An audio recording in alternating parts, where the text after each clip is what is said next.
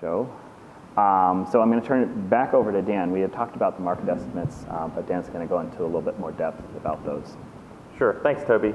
And so there's only one slide on this, but as Toby and Erica know, having worked with me now for 2 years, there's probably about, I don't know, 300 slides of backup information on this. So I'll try to keep it very simple, but if you have more questions about how we typically approach this sort of thing and what our goals are, please come find me at the table right outside, and I'd be happy to talk about it with you more.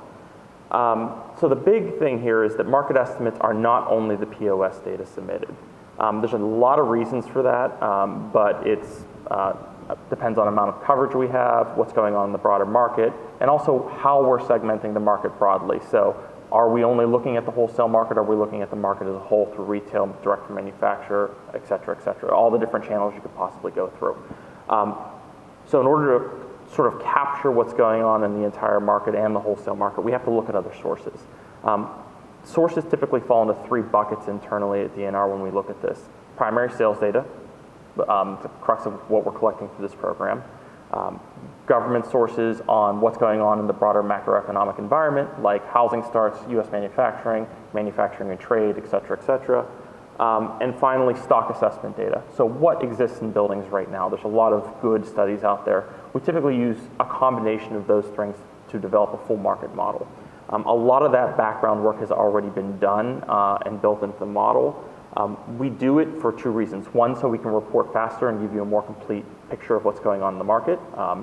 We want to be able to know what's going on across, and if we get a very good sample of POS data, we should be able to develop a full market model without having every single NAED member or every single wholesaler. 2, it keeps member data confidential, probably equally as important as the ability to report more quickly and more comprehensively. By reporting that, even small changes, as Toby was talking about before, are always in the aggregate number. So it has the ability to mask who has joined. So I'll use just an example number. If the market is 15 billion and we get 3 more participants, that number may move from 15.0 to 15.2, not because that's how much the individual distributors represented, but because there was some change in the underlying growth rate based on that new participation. So you can't directly tie that, because we're using all of these different sources, to a single distributor or a group of distributors joining the program. It's something that we've used very effectively in other programs in similar industries. We've done a lot of these market models for lighting products, and specifically, we do it for HVAC, and it's been a really good tool to allow us to give both a complete picture of what's going on in the market and protect user data. I'll leave it at there for now, but if you have any other questions, please feel free to stop by. Happy to talk about that as much as anybody would like. It's true, you could go on all day and talk about market estimates. So I had mentioned before that D+R will not talk about who is participating, and so obviously this slide is, it's the number in question, that everyone will have. So but I'll turn it over to Erica, and she can kind of talk through it in a different angle. So as we're ramping up the program and highlighting it to our various members, one of the questions I always get is who's participating. Of course, I can't tell you who's participating. I don't want to go to jail. I don't want to hire an expensive lawyer, and I don't want to do that at all. So we're just not going to talk about that. But we are going to talk about it in the way that people are supporting this program and really believe in it. They really do believe that data is going to help drive your business. So these are just some of the companies from our NAED board who help green light this process. Members from our task force and the companies that they represent, as well as some other members who are just really invested in this, and they really believe in the power of data to help your business. Not only for their individual companies, but just for the industry overall, right? Lots of things are happening outside the industry. You need to be able to see what's happening in your markets and make those kind of decisions to help drive the success of your business.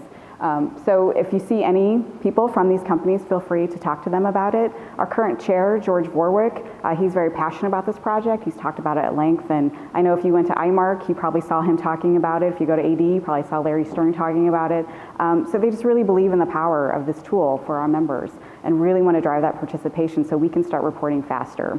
The more participants we have, the more granular we can get, and the faster we can get there. So that's at the heart of this right now, is just making people aware of it and what it can do. And even if you are a local distributor or you operate more regionally or even nationally, that's great. We want the full picture. We want everyone's story to be involved in this, because everyone is driving that product, and you need to know how you stand in that market. And again, the only people that are going to know are participating are me and AD, DNR, and you. And then as far as your data concerned, I will never see, NAED will never see your individual data. We will only see the aggregate data.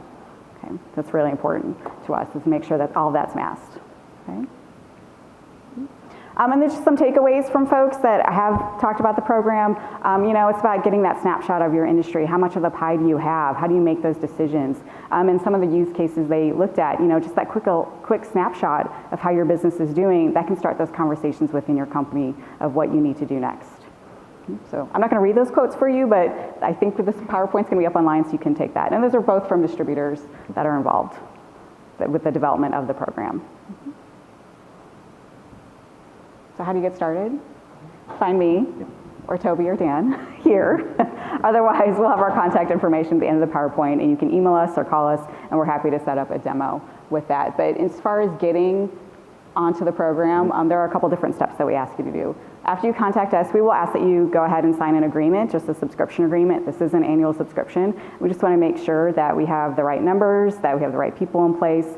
What's nice about this tool is that each company who participates has an organizational admin that works directly with D+R. So once you're onboarded, you talk to them on a monthly basis about your data and what that looks like. We're just handling the paperwork. I get the fun stuff. I kind of, like the loan officer, I get to sign the paperwork and send it to you. So we have to have that in place. And then I'll kick it over to D+R to get that actual process and the steps to get your data into the system. So Toby, you want to talk a little bit more about that? Yeah, and so on our end, we try to make this process as painless as possible, but obviously the initial onboarding does take a little bit of time. So we set up a call to meet with your data team, to meet with your reporting team, talk through the process. Here are the fields that we need. Here's how you submit your data. Once we've gone through that, we ask for an initial data submission, so really just 1 month's worth of data along with your branch information. Just make sure the quality of the data coming out is what we're going to need for our system. If we have questions or clarifications, we work with you through that process. Once that's done, we then ask for a catch-up historic data submission. So this allows us to do sort of the benchmarking. If we have everybody's historic data in the system. We ask for it going back 5 years. We also understand that can be a challenge depending on if you've changed your ERP or if the data's been archived.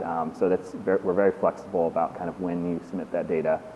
And then once that's done, we really switch over to the ongoing reporting. And there, the feedback that we've gotten from most participants through this process and also on the HVAC side is that the initial setup of the report or the report writer or the query can take a few hours. It sometimes involves the IT team. But then reporting on a monthly basis, we've designed it so that it's about a 10-minute process each month. So essentially it's you're running the query or you're running the report and then you're submitting it to us and then we take it from there. So again, we want this to be as painless as possible. We understand that your job is to sell, and taking time, a significant amount of time to submit your data is not helping you do that. So we're trying to be as minimally invasive as possible with this process. And so just to highlight some of the key information, because obviously we've been talking about the ability to drill into the data. But these are really sort of the key POS data fields. We have about 40 total, and some of them are mandatory, some of them are optional, but these are sort of the key ones, and really having the geographic tags, the customer segmentation, obviously the date, the ship date, the product information, quantity, invoiced amount. That's really the heart of this, and that allows us to do all that segmentation. Yeah, the bottom line, this just helps quantify how you're doing within the market. One of our taglines, and you'll see it everywhere, is timely, accurate, secure. And this is what this program does. You get data back in a timely fashion. It's accurate because it's based on some of your POS data from the industry. And it's secure, and because we take that very, very seriously. We want to make sure that you are comfortable participating and make sure that no one's going to know that you're participating unless you want to tell us. You want to make sure that other people know. That's okay too. Otherwise, no one will know. So that's what we're up to. So that's just some of the bottom line things that we have for you, because at the end of the day, it's your data, it's your business. Okay. So we have time for questions, if anybody has any questions. I realize you can't share who's doing it, but do you have maybe a percentage of NAED members and or maybe a percentage of both the Hardy members or the HVAC members that are participating? So if we don't know who's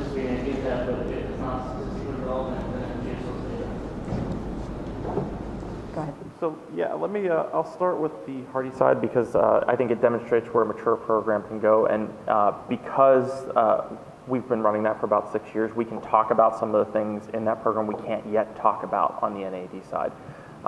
So in that program, like things like branch counts, percentage of market, et cetera.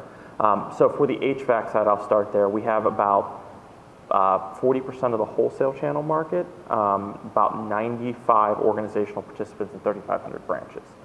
That has taken 6 years to get there, obviously, but we can talk about those statistics when the market is that large. For NAED, we're not there yet, so we can't really give an idea about what that looks like yet. We have looked at a lot of numbers internally about when we'll be able to report that kind of information out, and we will do so as soon as humanly possible. We know that's a big deal. Most of my job is making sure it is statistically relevant before we release anything.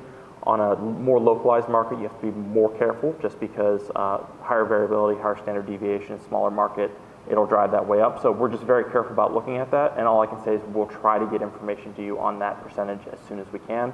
I know it's both the council that we're working with is very interested to know. That's about all I can say about it right now, sadly. I know. So the buzz is good.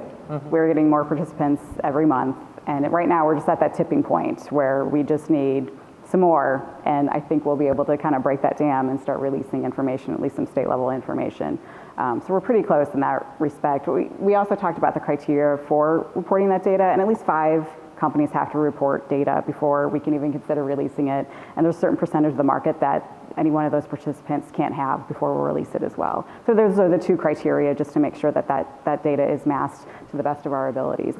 So on one end, we have on one set of criteria, we have met on a lot of states actually, but that other criteria we have not met yet. So it's just a matter of getting more participants to help even out that second point of criteria.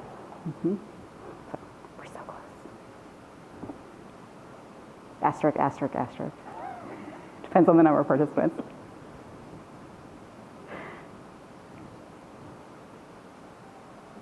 Oh, right. I think one of the questions we also get is just the cost of the program, and it is a tiered cost. It just depends on the number of states in which you have locations.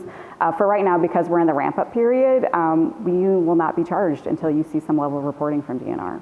So at this stage of the game, it's a matter of getting the data in. They can help you clean the data. You can have access to the tool if you want to start playing around with graphs and filters and things like that. But we want your data, and we're not going to charge you for it until you see some level of reporting from DNR.